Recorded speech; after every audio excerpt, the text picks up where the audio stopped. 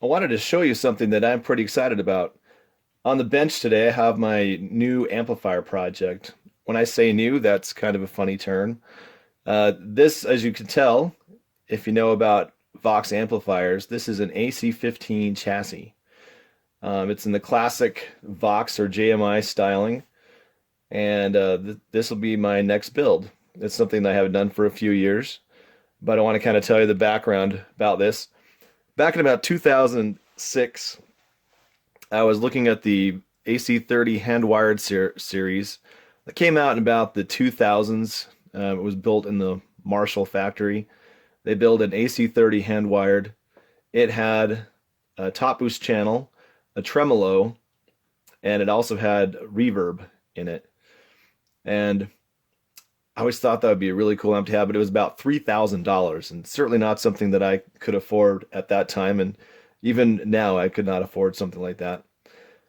So I decided to put something together myself, and I put some parts together. I found a unloaded AC15 custom classic cabinet that I bought from North Coast Music for about $170. I put a Weber Blue Dog in it, and I built inside where the old custom classic chassis would have gone. I built a hand-wired amplifier. It was only 15 watts. It did not. I didn't have enough room for the reverb on the circuit, but it was a really great amplifier. But I kind of put it together a little bit hastily.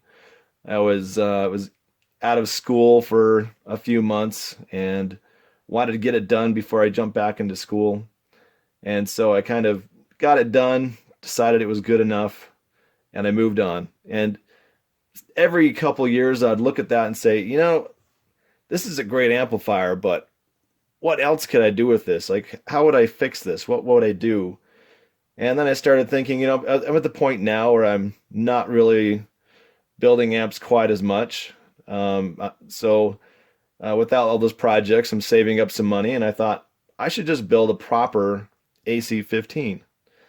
I've had this idea before, but this time, for some reason, when as I started looking for parts, things started to fall into place.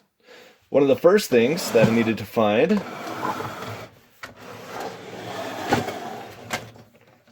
is these vintage Vox style tag boards.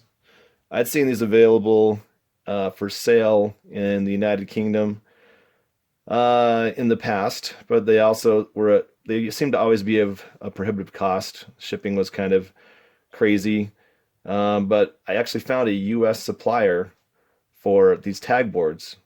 And then I started looking into, well, I'm going to need a chassis. I was a member of the Plexi Palace forum, amplifier forum, vintage amps forum, I guess is what they was called. And one of the members there put together amplifiers like this, and he wasn't on the forum anymore, so I tried to remember what his actual name is, and I actually found him on Facebook, and I said, "Hey, are you still putting these things together? Do you have any chassis that I could buy from you?" And he said that he did. We made some arrangements, and he shipped me this chassis. And then I needed to get a cabinet, and I reached out to North Coast Music, who makes official Vox reproduction cabinets, licensed cabinets. Beautiful, beautiful cabinet work. And I contacted him. He indicated that he had two AC15 cabinets left, and he was kind of stopping that part of his business. And so I hurried and sent him the money, and I got the cabinet shipped. So over about a year, I'd been gathering together the parts for this build, and over the last year, here and there, I've been trying to solve some of the problems associated with this build. One of the problems is there are certain holes that aren't in the chassis that should be, and I've been getting my 3D CAD software, figuring out what I want to mount where, what makes more sense. And then that's been kind of a long process. And then also the wiring of this amplifier, rather than just wiring up a classic Vox, the idea with this is I want a 15 watt AC30 type of sound. Um, and so it's going to have a top boost channel. I'm going to add the normal channel, and it, rather than having, it won't have a tremolo or reverb or anything like that, but I am going to put a cut control in there. I'll be putting a master volume, and if I can squeeze it in, a Pentode Triode switch, so I can drop this amplifier down to 6 watts if I need to tone things down a little bit. So this is part of my build. I have a couple boxes of small parts, and over the holidays, I'm hoping to get this done. I need to start doing some of the metal work. I think I've got all the CAD design done. The electrical design's done. I had a couple parts I needed. Those came in this week. And so starting next week when I'm off for Thanksgiving, I'll be putting this together. And I wanted to share that build process with you. But first I wanted to show you my project. And if you're interested, feel free to check in every once in a while and see how it's going. I wanted to kind of go over some of the specifics of this build. I didn't talk much about the parts that I was using, other than to say that I've got a Vox chassis here, which is pretty exciting in itself. A lot of these parts are being reused from a previous project, especially my previous AC15 hand-wired project. I did use Mercury Magnetics output transformer and choke for that build, but unfortunately the power transformer I skimped on, and I think I got a Weber transformer for about 33 bucks at that time, which was a great price, but I always felt that that transformer was a little underpowered and that it was kind of limiting the kind of headroom that I could get out of that amplifier. One of the reasons that I wanted to rework it. So when I reworked that amplifier, I had another choke and output transformer that I sold with that amplifier. I was able to sell it for about $400, which I thought was pretty good.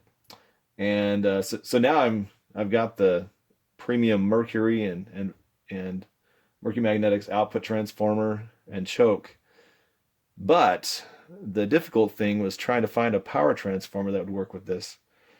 A lot of times when you're trying to go into building vintage amplifiers, a company like Mercury Magnetics will build something that's vintage spec, meaning that it's going to have something like 110 or 115 volt primary.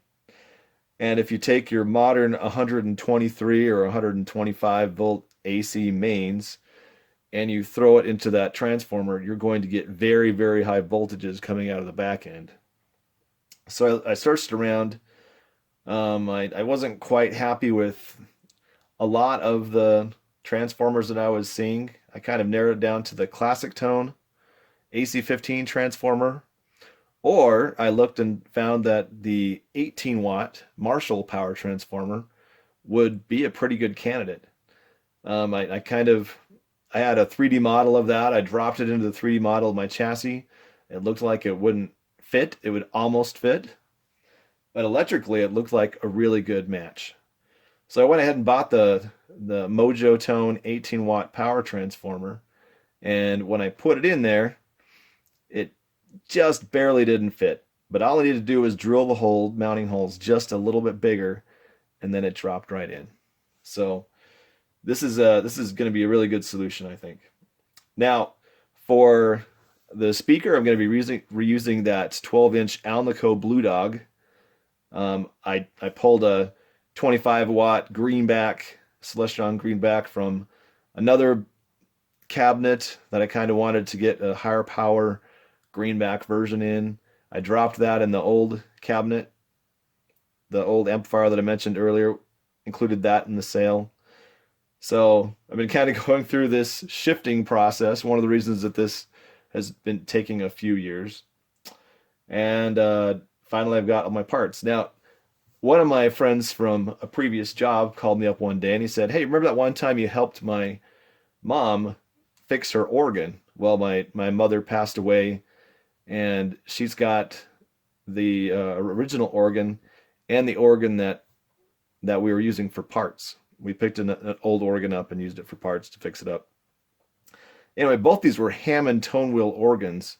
One of them had a vacuum tube preamp, and both of them had power amps that were vacuum tube. So out of that, I was able to get a lot of tubes. Um, and looking at those, I have Mullards and Amperex. So we're talking the premium vacuum tubes that would have come originally in an amplifier like this. And they're not new old stock, but I'm hoping that those are going to work out really nice. Let's see, what else can I talk about? I think that's about it. Um, Another thing that I did was I started looking into, well, maybe I should try to get some of the original capacitors. So I looked around on eBay, and I found some people selling some Phillips mustard type capacitors. The kind of Italian equivalent to that was Bianchi. I bought a couple of Bianchis. I bought some Phillips, and I was able to find some of the old WEMA that were used in these amplifiers. And so I'll kind of go over that a little bit as I build up the tag boards. Um, but I just want to talk about some of the parts that were going into this amp, and one of the reasons that I'm excited about it. I should mention that just after I kind of got the idea for this amplifier and started putting together everything, and everything started falling into place, right after I kind of collected most of the parts, Vox came out with their 60th anniversary amplifier, and their AC15 was something like $3,000. And with the reusing of the parts, finding a power transformer that would work well with modern voltages and work well in this circuit, which was also half the cost, I think I'm going to be out about $1,200 on this build. But it will be up to the quality, build-wise, as the Vox 60th anniversary series, if not even better.